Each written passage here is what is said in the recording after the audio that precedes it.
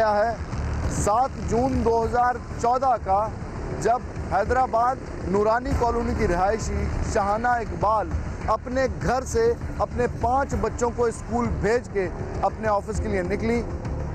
उस दिन वो अपने घर वापस नहीं आई क्योंकि उसको अगवा कर लिया गया। शाहाना के अलावा रुबीना नामी एक खातून जो कि दादी है, उसको भी हैदराबाद से अगवा किया गया और अगवा करने के बाद किस तरह 2 बकरियों के एवज उस औरत को बेचा गया। ये वो वक्त था जब प्रोग्राम हम लोग और CPLC की टीम ने इसके ऊपर मुश्तरका इन्वेस्टिगेशन का आगाज़ किया। एक मोहतात अंदाजे के मुताबिक 1000 के करीब ख़वातीन सिंध में से अगवा हुई और उसके बाद इस तरह बेच दी गई। उनकी दास्तान ना आप तक ना हम तक पहुंची। रुबीना और शाहाना अगवा होने के बाद उन्होंने तो कैदोबंद की जो सोबतें काटी सो काटी, लेकिन उनके बच्चों ने किस तरह गुजारा किया ये भी आपको दिखाएंगे आज के प्रोग्राम में।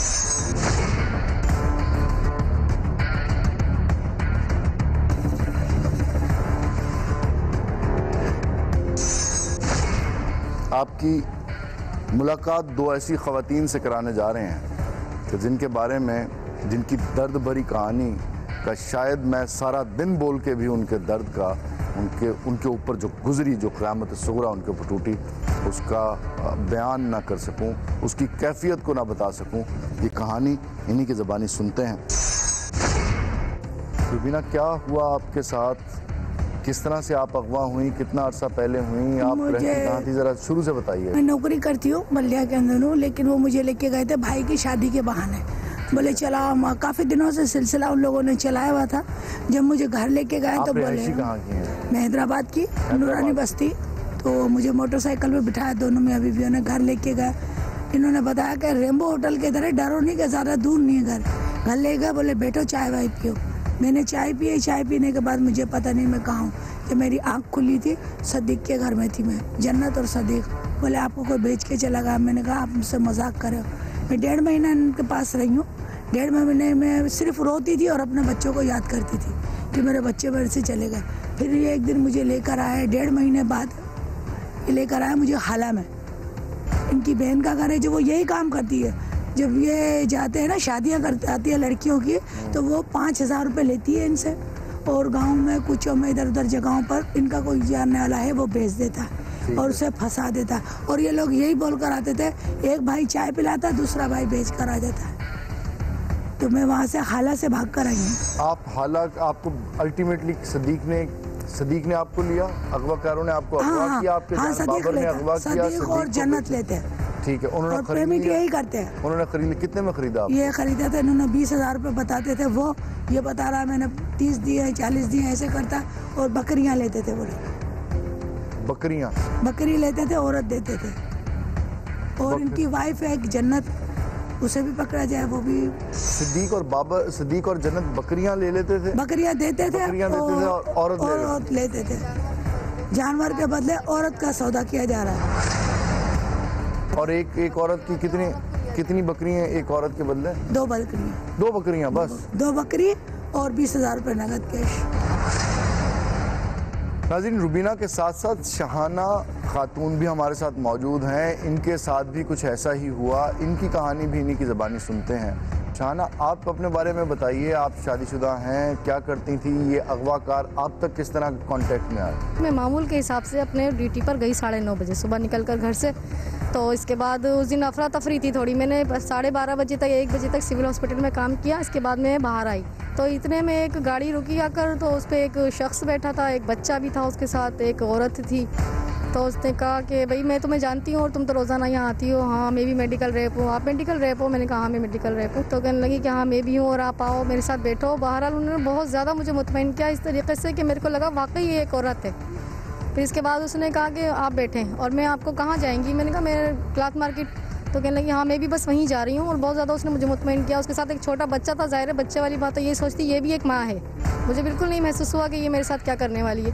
मैं अफरा तफरी के आलम में मैं उसके साथ बैठ गई। कोई बात नहीं, क्लॉथ मार्केट में मुझे ड्रॉप करेंगी और ख़ुद अपना शॉपिंग करेंगी। वहाँ से उन्होंने यही कहकर मुझे बिठाया अपने साथ। फिर इसके बाद उन्होंने मुझे कहा कि अच्छा, मैं तो अपना रास्ते में चलते चलते कि मैं तो अपना पर्स घर पे ही भूल कर आ गई हूँ। जिससे मुझे शॉपिंग करनी है। तो आप ये हैं कि मेरा घर ये रहा सामने ही, आप यहाँ बैठे खड़ी हो जाना बस, सिर्फ भले आप मैं 2 मिनट में अपना पर्स नीचे लेकर आ जाऊँगी। इतनी देर में दूसरा आदमी और एक और जूस लेकर आ गई, उसने कहा कि जूस पिए। तो मैंने कहा नहीं, मेरे पास अपनी मिनरल वाटर की बोतल होती थी, ज़ाहिर कंपनी की तरफ से हमारे पास ये चीज़ें होती थी पहले जूस वगैरह ये। तो मैंने कहा नहीं, मैं बाहर की चीज़ें नहीं पीती हूँ, खाती हूँ। तो उसने कहा नहीं आप पिए।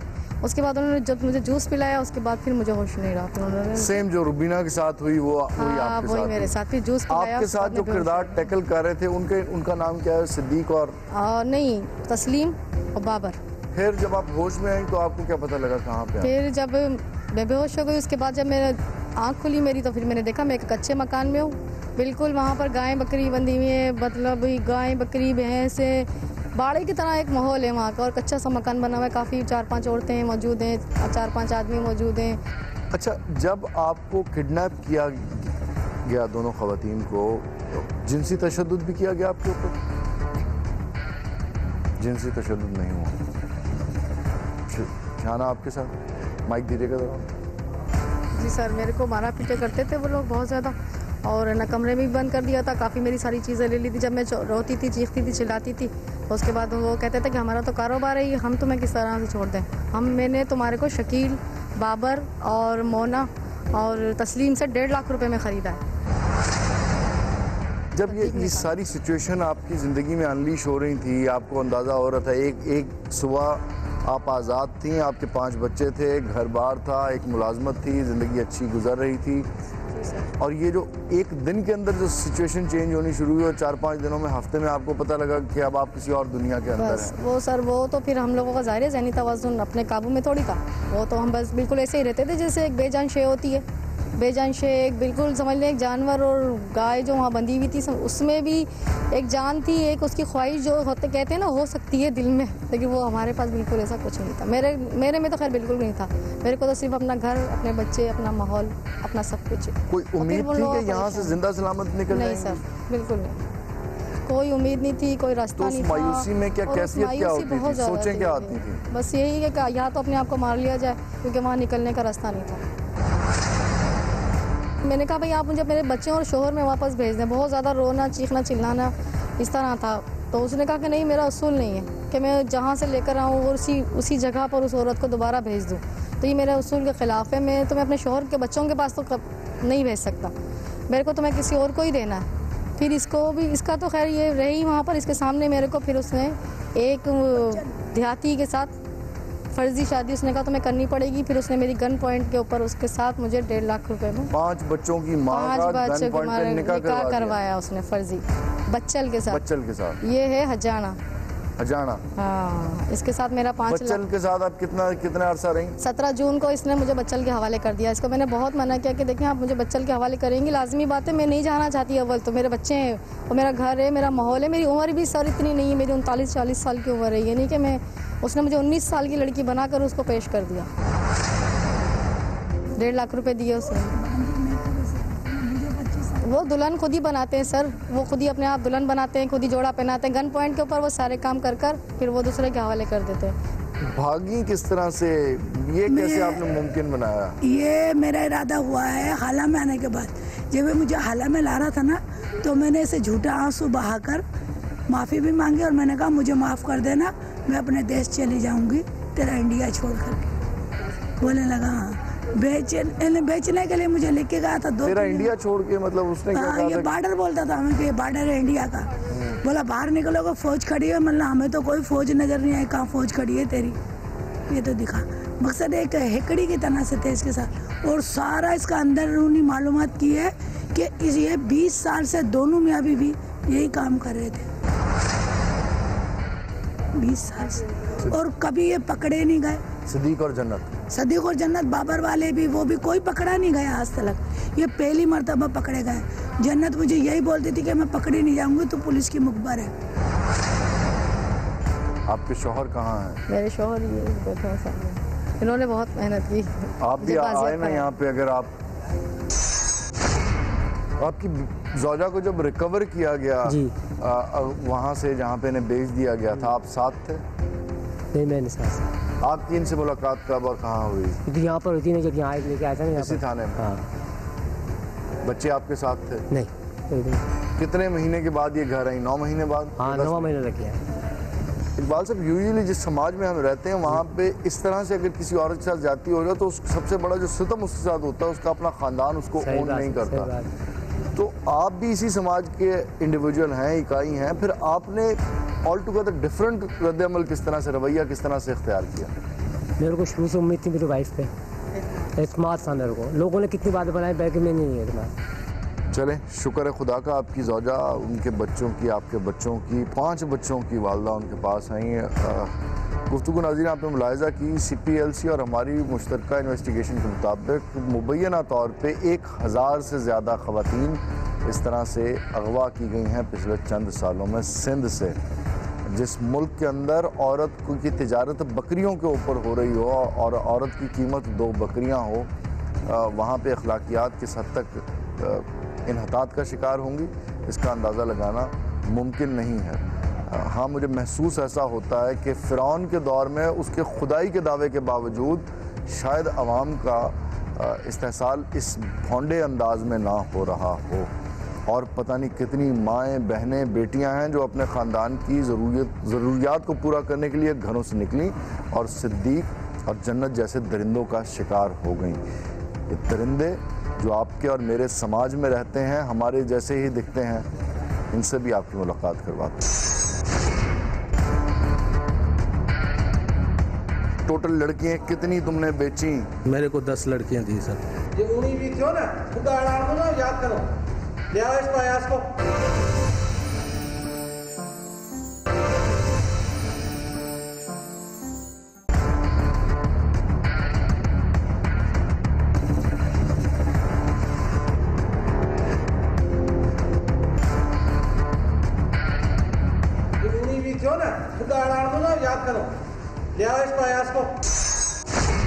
नाज़रीन, वो इंसान जो सफाकियत में जानवर को पीछे छोड़ गया हो, और कहावत आपने भी सुनी होगी, लातों के भूत बातों से नहीं मानते, ये भी एक लातों का भूत है। जब इसे छितर पड़ते हैं तो ये अपनी कहानी सुनाता है। जैसे ही इसके सामने कैमरा और माइक आता है, ये अच्छा बच्चा बन जाता है। सदीक, कब से कर रहे हो काम?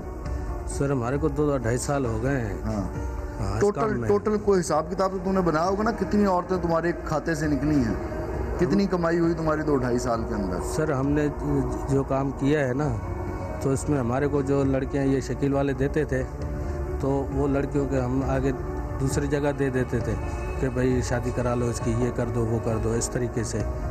फिर कोई भाग जाती थी, कोई बैठ जाती थी। इस तरीके से हमारे को शकील जो है ना, वो लड़कियां ला के देता था। मैं आगे जो है टोटल लड़कियां, बता, कहानी ना सुना, तो टोटल लड़कियां कितनी तुमने बेची? 50, 100, 200, 1000? सर वो शकील की जो बात मैं आपको बता रहा हूँ, जितने शकील ने मुझे दी हैं, मैंने उसमें से मूसा को दी हैं, और क्या नाम है, ये शकील ने मेरे को जो लड़की दी है, मैं वो बताऊँ सर। कितनी लड़कियाँ? मेरे को 10 लड़कियाँ दी सर। शकील के अलावा और तुम किस किस से लड़कियाँ लेते थे? मैं और किसी से नहीं, मैं मूसा वालों को देता था सर। मूसा को देते थे? जी सर। 2 साल में सिर्फ 10 लड़कियाँ? जी सर। 2 साल में सिर्फ 10 लड़कियाँ? नहीं, 10 लड़कियाँ ये दी थी, उसके बाद फिर 7 लड़कियाँ और दी हैं मेरे को। ये मूसा वाले जो है ना, इस्लाम कोट में, सलाम कोट नंगर पार्क की साइड पे बेचते हैं सर, मूसा और ये अब्दुल्ला शेख। जी सर। तुम यानी कि दलाली कर रहे थे, मिडल मैन हो तुम? सर ये मुझे शकील देता था, मैं मूसा वालों को दे देता था। मूसा वाला फिर आगे बेचता था? जी सर। इसको तुमने एक औरत बेची? जी सर। तुम इसे पहले से जानते थे? नहीं सर, इसको लेके आए मेरे पास रिंद।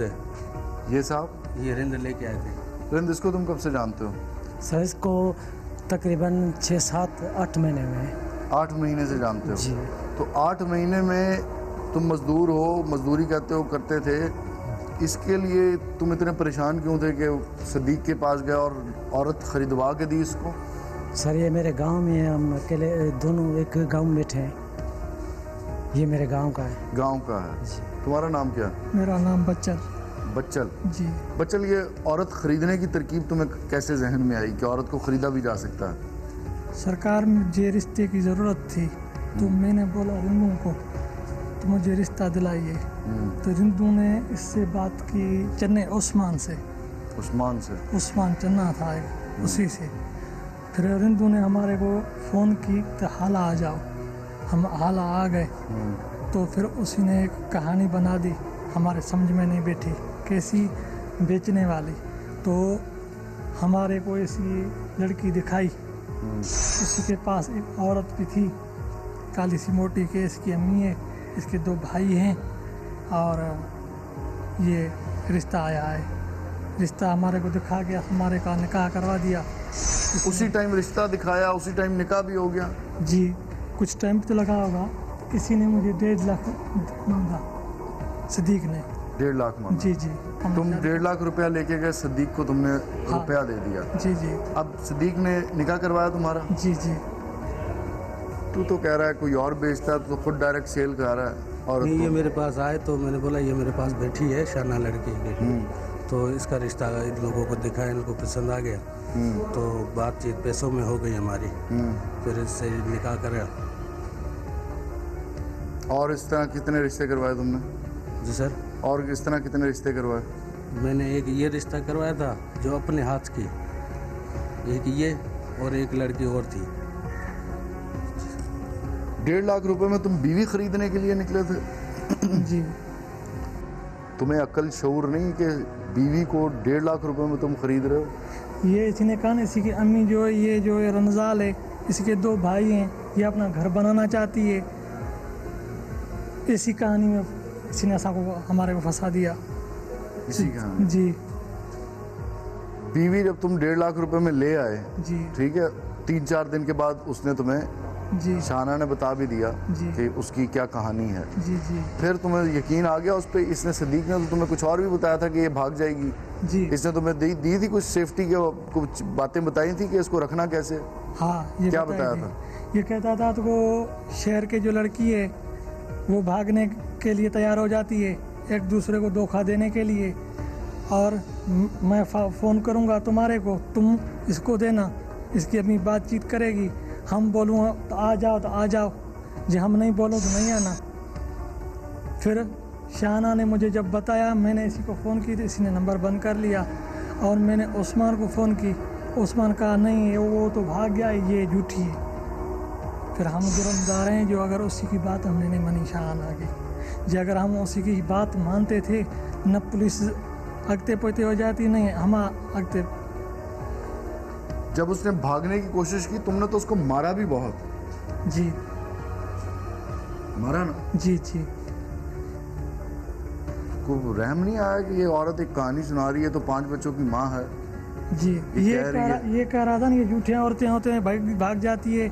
ओस्मान भी ऐसे कह रहा था, हमने ओस्मान को भी बताया था, तो ओस्मान पता नहीं कुछ ना कुछ गालियाँ बक रहा था, ये तुम आगे जाओगे तुम खुद को फंसोगे और हमारे को कुछ भी नहीं होगा, जाते हो तो जाओ। अब शाहाना ने तुम्हें बता दिया कि वो 5 बच्चों की माँ है, उसको अगवा किया गया है, फिर कितने महीने तुमने उसे अपने कैद में रखा?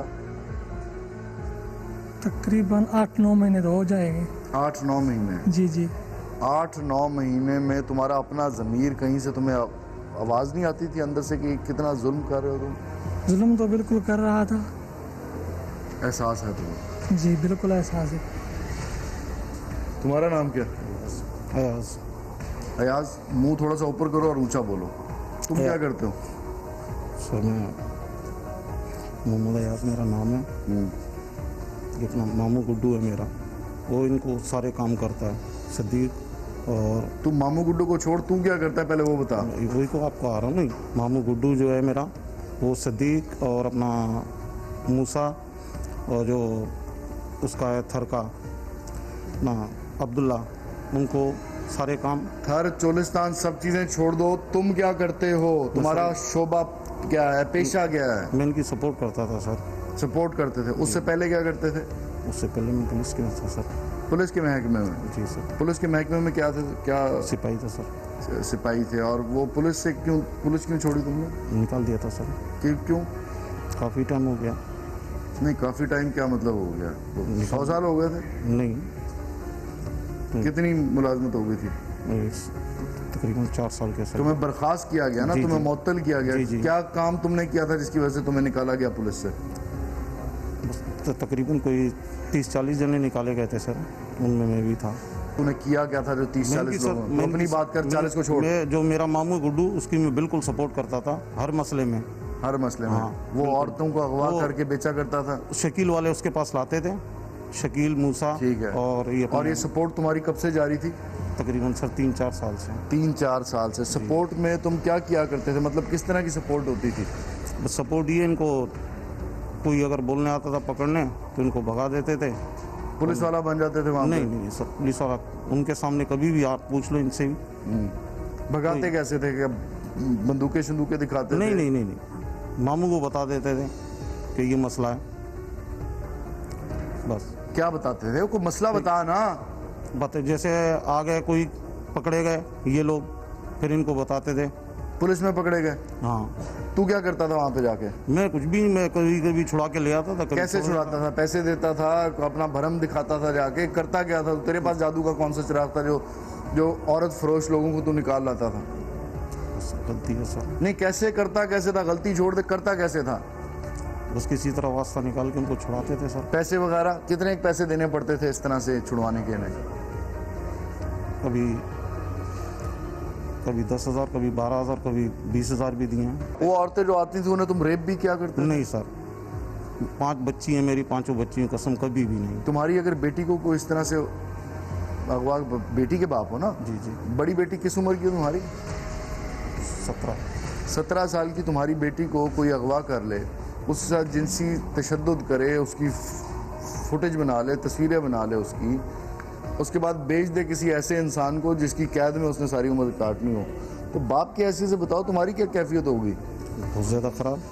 क्या खराब? ये तो सर इन्होंने लगा रखा था, नहीं मुझे पूरी कहानी का नहीं पता था। वो तो कहानी का जब मामू को हो गया उसके बाद पता चला। बकवास कर रहा है अभी कि पुलिस से तूने छुड़वा के लाता रहा। मामू को छुड़ाता था, इनका नहीं पता था मुझे। अब मामू भी बेचता तो औरत ही था ना? मामू तो सर अभी इनके साथ लगा है, नहीं तकरीबन 8-9 महीने हो गए। तो 4-5 साल से तुम किसे कवर दे रहे थे? वो तो अपने मामू को दे रहा था। नहीं मामू को पहले औरतें बेचने के अलावा क्या करता था? नहीं, बिल्कुल दुकान थी लकड़ी की नीचे उसके घर के, वहीं वो काम करते थे।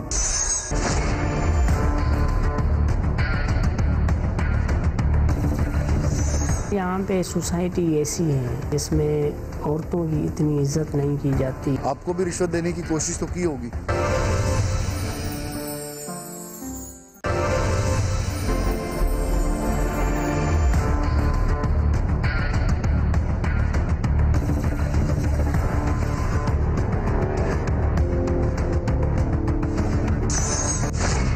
नाज़रीन, मुख्तलिफ गैंग्स हैं जो कि ख़वातीन को अगवा करते हैं और उसके बाद बेचते हैं। ये पूरी की पूरी एक नेटवर्किंग है। और सिद्दीक नामी शख्स जिसका भी आपने इंटरव्यू भी सुना, ये काफ़ी सारे गैंग्स का जंक्शन है जो कि इनके दरमियान एसोसिएट करता है, इनको एसोसिएट करता है और एक हाथ ख़वातीन को ख़रीद के दूसरे हाथ बेचता है। इस गैंग को ब्रेक करने वाले पुलिस ऑफिसर, सिंध पुलिस के ऑफिसर हमारे साथ मौजूद हैं। मुनीर अब्बासी, SHO हैं मार्केट थाना हैदराबाद के। इस गैंग के बारे में आपको कब इन्फॉर्मेशन मिली और किस तरह से आपने ब्रीच आउट करके इन तक पहुँचे? जी तकरीबन कोई आज से 8 महीने पहले ये केस रिपोर्ट हुआ था मार्केट थाने पे। तो उसमें उस वक्त जो है जो थे इन्वेस्टिगेशन ऑफिसर, उन्होंने 4 आदमी अरेस्ट किए थे, 2 औरतें और 2 मर्द, मियाँ बीवी थे। तो वो चालान हो गए मगर आगे केस जो है वो चल नहीं सका। उसके बाद ये CPLC हैदराबाद जो है वो कंटिन्यू इस केस को लुक आफ्टर करती रही। रिसेंटली मेरी तकरीबन 2.5 महीने पहले पोस्टिंग हुई तो हमने इस केस को फिर से जो है वो उठाया और उसमें जो मरकज़ी मुलजिम जो था, जो पहले इन्वेस्टिगेशन में नाम आया हुआ था सिद्दीक का, उसको लेने शुरू किया। तो वो कंटिन्यूसली पंजाब में था। उसके बाद जो है फिर हमने परमिशन ली, हम जाने के लिए तैयार हुए पंजाब के लिए उसको अरेस्ट करने के लिए। तो मीनवाइली जो है वो लोकेशन आई उसकी टंडो आदम की। तो टंडो आदम में आने के बाद फिर जो है हम लोगों ने इनकी CDR वगैरह निकलवाई, जिससे ज़्यादा रब्ता था। CDR क्या होता है? CDR होता है एक कॉल डेटा रिकॉर्ड, जो मोबाइल कंपनियों से लेते हैं, वो निकलवाया और उसमें ये चेक किया कि जी कॉल किससे ज़्यादा इसकी बातचीत होती है। तो उसमें से एक नाम निकला परवीन का, उनके नाम पे सिम रजिस्टर्ड थी, वो थी हालांकि। और उसके बाद फिर ग्राउंड इन्फॉर्मेशन की, इसकी साली परवीन इसकी बहन है सिद्दीक की, जिससे रब्ता था। फिर वहाँ पे उनको अरेस्ट किया गया परवीन को ग्राउंड इन्फॉर्मेशन के ऊपर। फिर CPLC और हम लोग ने मिलकर उनसे इंटेरोगेशन की और इंटेरोगेशन में ये बात सामने आई कि जी सिद्दीक का घर जो है वो उसकी भांजी ने देखा हुआ था, जो टंडो आदम में था। फिर उसके बाद हम लोगों ने टंडो आदम में रेड कंडक्ट किए, वहाँ से सिद्दीक को लिया। सिद्दीक को लेने के बाद जब शाहाना का पूछा गया तो उन्होंने बताया कि जी शाहाना को हमने सबा नाम दे करके आगे से अलाउड कर दिया है बच्चल नामी शख्स को, जिसको मास्टर बच्चल कहते हैं और वो टीचर है। फिर मास्टर बच्चल के नाम से एक तकरीबन 40 किलोमीटर सराउंडिंग मतलब राउंड अबाउट का एरिया उन्होंने बताया। फिर वहाँ चेक किया गया, मास्टर बच्चल नहीं था।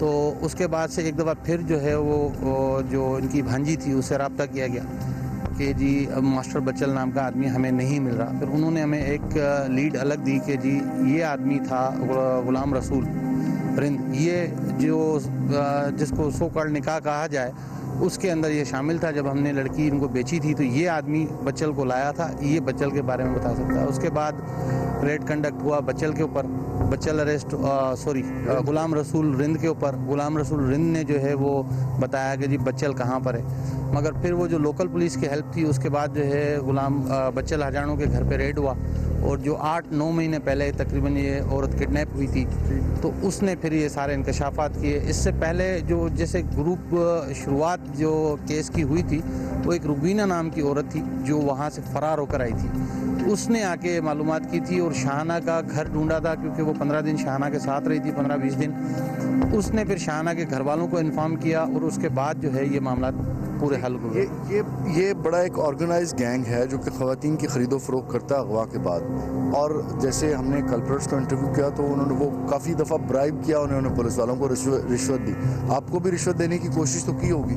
नहीं जी, रिश्वत देने की तो कोशिश नहीं की क्योंकि हमारा शुरू से, क्योंकि हम जिस तरीके से केस मिला था और जिस तरीके से हम जैसे रुबीना ने इंकशाफात किए थे तो कोई भी ज़मीर वाला शख्स कितने ही चाहे रिश्वती क्यों ना हो वो इन चीज़ों के अंदर पैसे नहीं लेगा।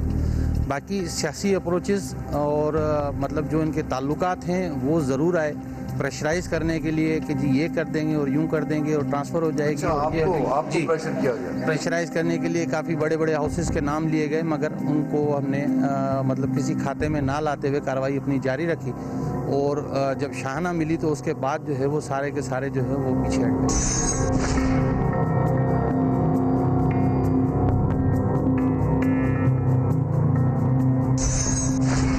नाज़रीन, ये मुख्तलिफ गैंग्स जो कि सिंध में ऑपरेट कर रहे हैं और जिस रीजन में इस गैंग को बस्ट किया गया ये रीजन है हैदराबाद का, जिसको DIG हैदराबाद सनाउल्लाह अब्बासी हेड कर रहे हैं।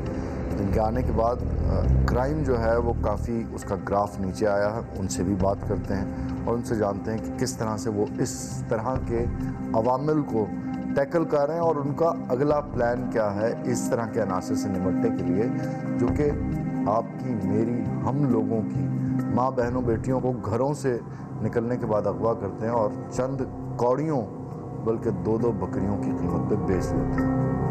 DIG साहब, ये केस ये जो गैंग बस्ट किया इसके अंदर हमें पता लगा कि करीबन 800 से 1000 के करीब ख़वातीन हैं जो कि सिंध में से अगवा की गई हैं। क्या वजह है कि पुलिस इसको सही तरह हैंडल नहीं कर पा रही, उसको देख नहीं पा रही और बड़ी देर के बाद आपकी सरबराही में ये एक गैंग है जिसको बस्ट किया गया? बेसिकली यहाँ पे सोसाइटी ऐसी है कि यहाँ पे जिसमें औरतों की इतनी इज्जत नहीं की जाती, या ये जो इसको आप ह्यूमन स्मगलिंग कह सकते हैं कि ह्यूमन स्मगलिंग कहीं से इनको ल्यूर करके बुलाया जाता है और फिर बेचा जाता है। तकरीबन ये वैसे तो इंटरनेशनली भी और नेशनल फिनोमेना भी है ह्यूमन स्मगलिंग का, लेकिन यहाँ पे ये जैसे ही चल रहा था, आपको जैसे आपने उनसे इंटरव्यू भी किया होगा मुलज़िमों से भी और उन सारे बंदों से, तो बेसिकली ये सारे गैंग जो है वो गिरफ़्तार हुए हैं सारे बंदे। इसमें CPLC का भी बहुत बड़ा रोल है, जो CPLC हमारे पास कराची में भी है, यहाँ पे भी है। तो इनकी वसाक़त से हमने इनको गिरफ़्तार किया है। सबसे बड़ी अच्छी एक चीज़ हुई है, जो बड़ी इम्पॉर्टेंट चीज़ है, वो यही हुई है कि ये जितने भी केसेस डिटेक्ट हो रहे हैं या बंदे गिरफ़्तार हो रहे हैं उसमें ये टेलीफोन ट्रैकिंग का और फॉरेंसिक एविडेंस की बड़ी इन्वॉल्वमेंट है। मुझे ये बताइएगा मुमकिन कैसे होता है कि जिन लोगों को 4 लोगों को हमने इंटरव्यू किया वो काफ़ी अरसे से इस काम में हैं और एक गैंग ने दर्जनों के हिसाब से औरतें उठा के बेची हैं। FIRs बहुत कम हैं उस हवाले से, अगर आप देखें जितनी औरतें अगवा हो रही हैं FIRs नहीं, उसकी क्या वजह है? बेसिकली ये होता है ना, किसी की औरत अगवा हो जाए या चली जाए तो ये मुआशरे में बड़ी स्टिग्मा हो जाती है, इसलिए लोग बाहर ही नहीं आते, वो सोचते ही नहीं कि हम FIR कटवाएंगे। सपोज़ कर लेंगे जिन्होंने FIR कटवाई या औरतें एक्सपोज हो गई, उनकी एक तो शादी नहीं होगी, मुआशरे में स्टिग्मा पूरी फैमिली को आ जाता है, तो इसी वजह से लोग ये फैमिली स्टिग्मा के तौर पे या सोसाइटी के स्टिग्मा के तौर पे ये लोग बाहर नहीं आते और FIR नहीं कटवाते। एक सवाल आपसे करना चाह रहा हूँ, जन्नत बीवी जो कि पंजाब में रूपोश है, मुल्तान के मज़ाफ़ाती किसी इलाके के अंदर, उसकी गिरफ्तारी के लिए क्या एंक्शसनेस हैदराबाद पुलिस कैरी करती है? बेसिकली हम तो अभी कोशिश यही करेंगे, ये जो अभी कुछ मैं कहना नहीं चाहता, जो हमारे पास टूल्स हैं फॉरेंसिक के वो हम इस्तेमाल करेंगे, सारे ही टूल्स इस्तेमाल करेंगे और होपफुली वो भी गिरफ़्तार हो जाएगी।